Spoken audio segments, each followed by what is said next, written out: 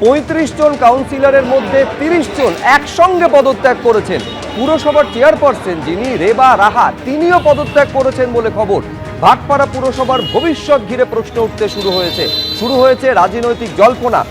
পরিষেবা দিতে সরকারি আধিকারিকেরা কাজ চালাবেন বলে দাবি করেছেন বিজেপি বিধায়ক অর্জুন সিং।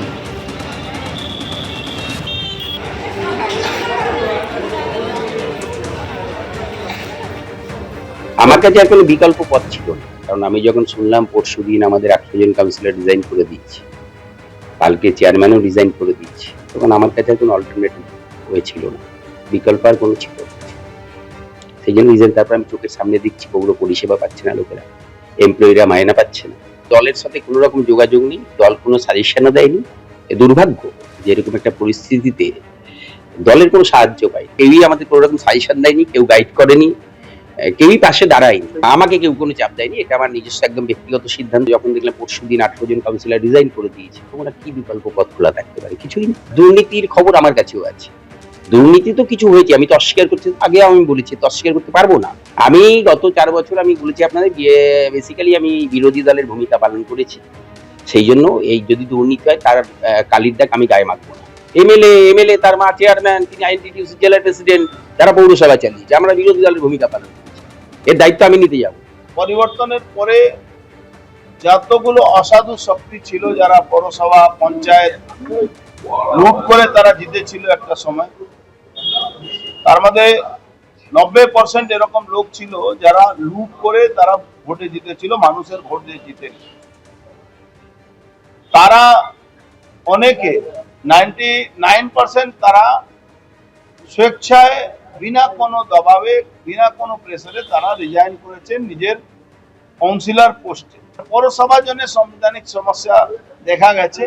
এই সমস্যা আমরা আজকে এখানে আপনাদের কাছে বলেই আমরা একটা মাননীয় মুখ্যমন্ত্রীর কাছে আমরা আমাদের যৌথভাবে একটা চিঠি পাঠিয়ে দেব।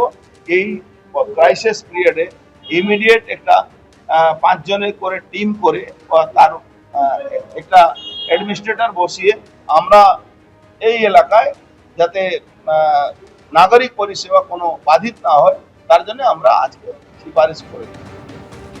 এবার দেখুন উত্তর দমদম পুরসভার ছবি। সঠিক সময়ে বেতন না মেলার অভিযোগে সেখানে বিক্ষোভের ছবি ধরা পড়ল। গেটে তালা ঝুলিয়ে বিক্ষোভ দেখালেন অস্থায়ী কর্মীরা। ঘটনাস্থলে চেয়ারম্যানকে আসতে হবে বলে দাবি করেন তারা। এলাকায় পরিস্থিতি নিয়ন্ত্রণে পৌঁছয় পুলিশ। এই মুহূর্তে আমরা উত্তর দমদম পুরসভার সামনে রয়েছি। যে ছবি এখানে দেখাবো, এখানকার যারা কর্মী, পুরসভার কর্মী, তারা এখানে বিক্ষোভ দেখাচ্ছেন। তাদের যেটা বক্তব্য, 2 মাসেরও বেশি সময় হয়ে গেছে তারা স্যালারি পাচ্ছেন না। কতদিনের মাইনে?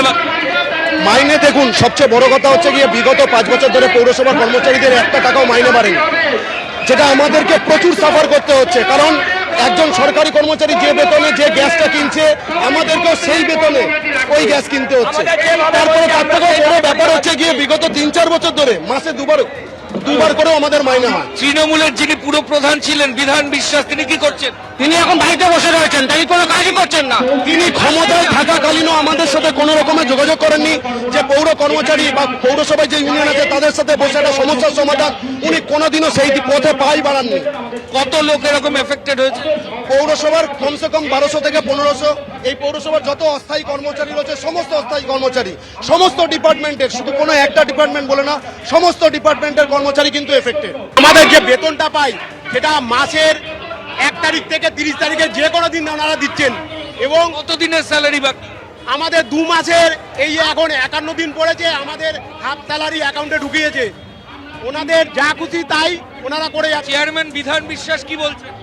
উনি কোনো ওনার তরফ থেকে আমরা কোনো সদুত্তর পাইনি। সকাল থেকে আমরা এখানে বিক্ষোভ কর্মসূচিতে বসে আছি।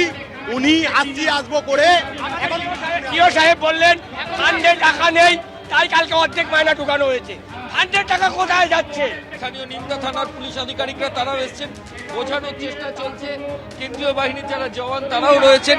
সব মিলিয়ে উত্তর দমদম পরিস্থিতির সামনে এই মুহূর্তে একটা উত্তেজনার ছবি, যেটা বলা হচ্ছে যে আগামী মঙ্গলবার দিন এখানে বিধান বিশ্বাস যিনি পুরসভার পুরপ্রধান তিনি এমএলএ কে সঙ্গে নিয়ে থানার আইসি কে সঙ্গে নিয়ে সংশ্লিষ্ট বিষয় নিয়ে মিটিং করবেন, কিন্তু এই যুক্তিও এখানকার যারা বিক্ষোভকারী তারা মানতে নারাজ।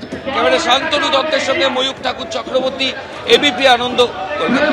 এবিপি আনন্দ, এগিয়ে থাকে, এগিয়ে রাখে।